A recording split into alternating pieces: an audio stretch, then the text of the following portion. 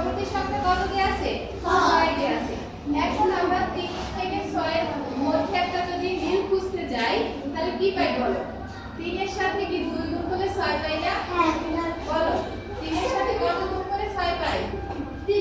গুণ করে 6 পাই আচ্ছা গেল এটা আবার এখানে 6 এর পরবর্তী সংখ্যা কত দেয়া আছে 12 তাহলে আমরা এখানে দেখো 6 এর সাথে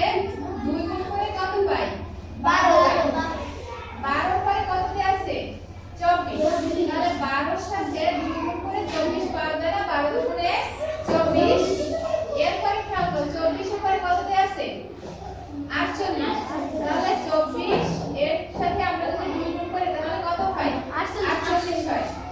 এখন এই খালি করে কত হবে তাহলে কি আমরা বের করব দেখো আমরা কি প্যাটার্নটা পেয়েছি প্রত্যেকবার হচ্ছে পিছনে যে সংখ্যাটা থাকে তার সাথে কত গুণ করব 2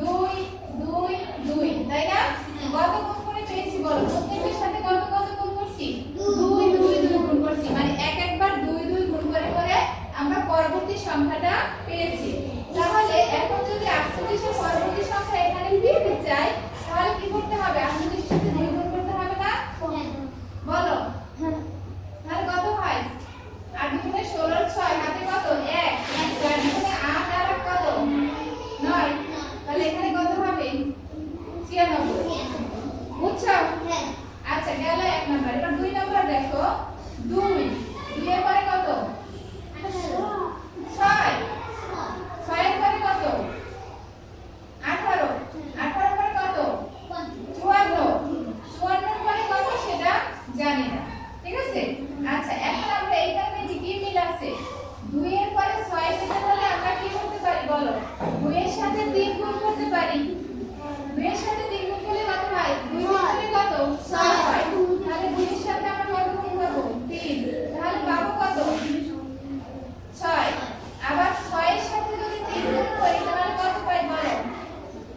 3 6 18 পাই না আচ্ছা 18 এর সাথে যদি আমরা 3 গুণ করি তাহলে হয় কত জানো 54 এখন এইটা যদি পেতে চাই খালি করে তাহলে কি করতে হবে 54 এর সাথে